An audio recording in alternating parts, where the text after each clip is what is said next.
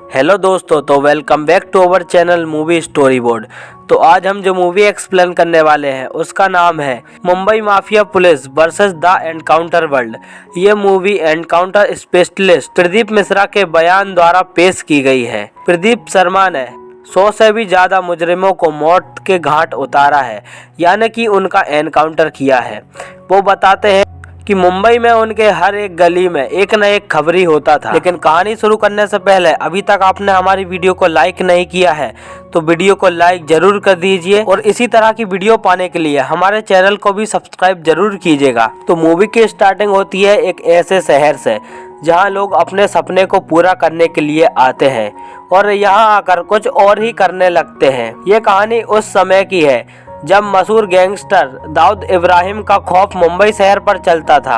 हमने दाऊद इब्राहिम की कहानी पहले तो सुन चुके हैं, लेकिन इस मूवी में कुछ अलग ही तरीके से दाऊद इब्राहिम की कहानी सुनाई गई है, जिसको हमें सुनने में मजा भी आता है। अब आगे हम मिट्टी तेजपाल को देखते हैं, जो कि एक राइटर और एक जर्नलिस्ट है, जो बताते हैं कि 1982 में मुंबई के हालात काफ़ी ज़्यादा खराब थे और हर जगह दंगा फसाद और दाऊद इब्राहिम का काफ़ी ज़्यादा खौफ रहता था। लोग उससे काफ़ी ज़्यादा डरते थे।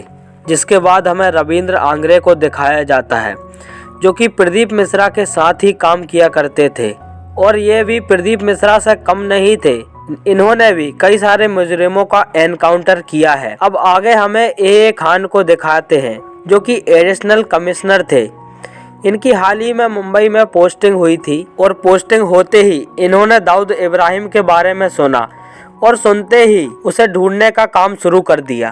अब आगे हमें तेजपाल दाऊद इब्राहिम की डी कंपनी के बारे में बताता है। वो बताता है कि दाऊद इब्राहिम की डी कंपनी बहुत बड़ी कंपनी थी, जिसमें कि हर कोने के लोग काम किया करते थे, जिसमें कि 25,000 से भी ज़्यादा लोग काम किया करते थे और उनका काम था हफ्ता वसूल करना। वो लोग सभी लोगों से हफ्ता वसूल करते थे और उनका कहना था अगर शहर में रहना है तो हफ्ता तो देना पड़ेगा, चाहे वह बिल्डर हो या कोई फिल्म स्टार या फिर कोई छोटी मोटी टपरी चलाने वाला।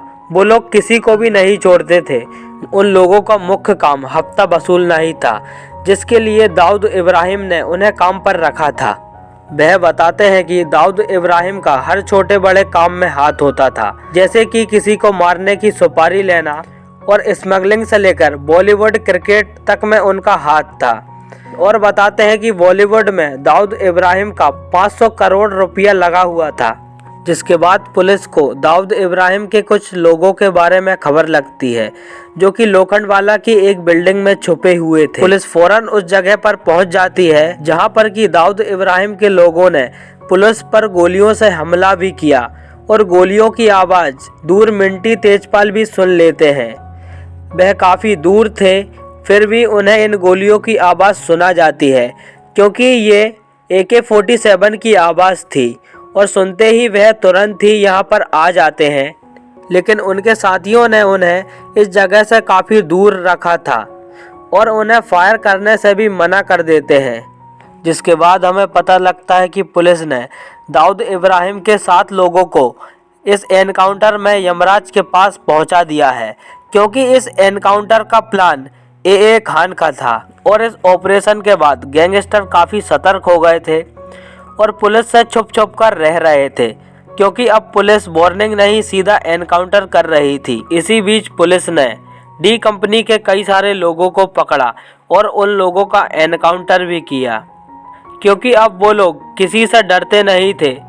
उन लोगों के ऊपर ए खान सर का हाथ था। जिसके बाद हमें बताया जाता है कि दाऊद इब्राहिम अब इंडिया से भागकर दुबई में शिफ्ट हो गया है और वहीं से अपने काम को अंजाम दे रहा है, जिसमें कि उसका मेन काम सोने की स्मगलिंग का है और वहीं से गोल्ड की स्मगलिंग इंडिया में करता था, जिसका उसे 25% ज़्यादा मुनाफा होता था।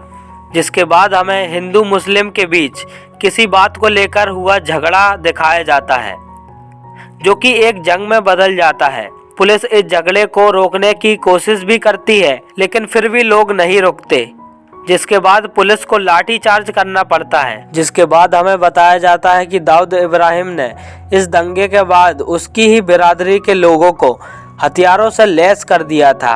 और इस दंगे के बाद मुंबई का नज़ारा तो देखने लायक था। हर जगह खौफ ही खौफ था और धुआं ही धुआं। पुलिस को समझ नहीं आ रहा था कि क्या करें, और इन लोगों को कंट्रोल करने का रास्ता भी पुलिस के पास नहीं था।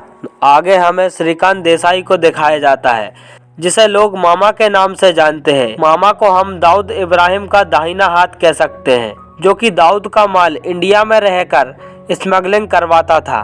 श्रीकांत एक हवाई अड्डे पर रहता था, जो कि उसका अड्डा था, लेकिन थोड़े दिनों के बाद पुलिस को उसके इस अड्डे के बारे में पता लग जाता है, जिसके बाद पुलिस उस पर नजर रखने लगती है।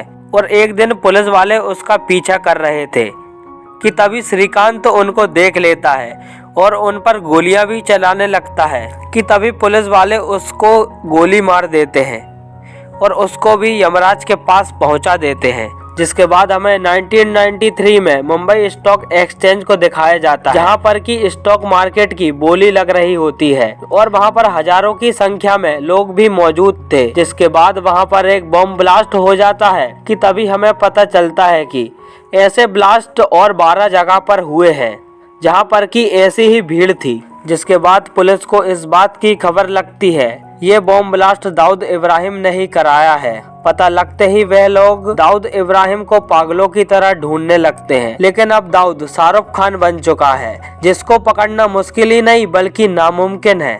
इसके बाद पुलिस दाऊद के कुछ अड्डों पर छापे भी मारती है, लेकिन उन्हें वहां दाऊद नहीं बल्कि उसके कुछ छर्रे तमंचे ही मिलते हैं, जिनका पुलिस एनकाउंटर कर देती है। जिसके बाद ए खान हमें बताते हैं कि उन्हें इन लोगों का एनकाउंटर करना जरा भी अच्छा नहीं लगता। भले ही ये लोग बुरे हैं, लेकिन कुछ लोग इनमें से अच्छे भी हैं और निर्दोष भी। उन्हें इन सब लोगों का एनकाउंटर करवाना जरा भी अच्छा नहीं लगता था। जिसके बाद वह अपनी ड्यूटी से रिटायरमेंट ले लेते हैं और यह उनका अपना ही डिसीजन होता है। जिसके बाद हमें कुछ पुलिस ऑफिसरों को दिखाया जाता है जिन लोगों ने सबसे ज्यादा एनकाउंटर किए थे, और इस लिस्ट में सबसे ऊपर नाम प्रदीप शर्मा का ही होता है, जिन्होंने अभी तक 87 से ज्यादा एनकाउंटर कर चुके हैं। जिसके बाद हमें सीबीआई ऑफिसर रुबिन शर्मा को दिखाया जाता है। वे हमें बताते हैं कि गुलशन कुमार को भी उन्हीं के घर पर बेरहमी से दाऊद इब्राहिम ने ही मरवाया था। जिसके बाद पुलिस के पास एक मेल आता है। उस मेल में दाऊद इब्राहिम के एक मुख्य साथी अबू सलीम की लोकेशन के बारे में पता चलता है और मेल के द्वारा पता लगता है कि वह पुर्तगाल में है। जिसके बाद पुलिस फौरन पुर्तगाल पहुंचती है और अबू सलीम को वहीं पर दबोच लेती है और फौरन उसे इंडिया भेज देती है। जिसके बाद पुलिस पर कुछ ऐसे आरोप लगते हैं जिनसे कि पुलिस बच नहीं पाती। उन पर निर्दोष लोगों का एनकाउंटर करने का केस लगता है और इन केसों में सबसे पहला नाम प्रदीप शर्मा का ही होता है। जिसके बाद उन्हें कुछ दिन जेल में बिताना पड़ता है, लेकिन जब ये केस कोर्ट में लगता है तो उन्हें निर्दोष साबित करते हुए बाइज्जत बरी कर दिया जाता है, क्योंकि उनके खिलाफ कोई भी सबूत नहीं था कि उन्होंने फेक एनकाउंटर किए हैं। जिसके बाद कहानी कुछ साल आगे 2017 में आती है, जहां पुलिस को पता लगता है कि दाऊद का भाई इकबाल थाने शहर में छिपा हुआ है। जिसके बाद पुलिस फौरन ही उसके घर पर जाती है, जहां पर इकबाल अपने घर पर टीवी देख रहा था और उसने अपनी सिक्योरिटी के लिए 2 लड़कों को बाहर रखा हुआ था। लेकिन पुलिस बड़ी ही चालाकी से चुपचाप उसके घर में जाती है और उसे वहीं दबोच लेती है, और ये काम प्रदीप शर्मा का ही होता है।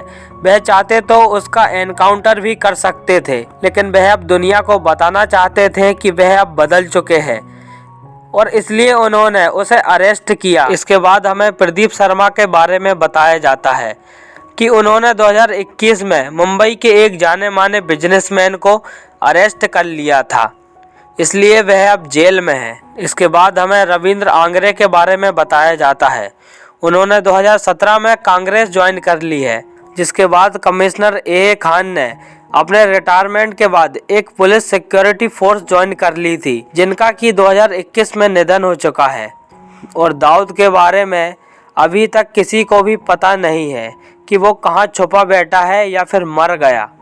तो दोस्तों, अगर आपको हमारी वीडियो अच्छी लगी है तो वीडियो को लाइक ज़रूर कीजिएगा और इसी तरह की वीडियो पाने के लिए हमारे चैनल को भी सब्सक्राइब ज़रूर कीजिएगा। तो मिलता हूँ आपसे अगली वीडियो में, तभी तक के लिए जय हिंद, जय भारत, जय श्री राम।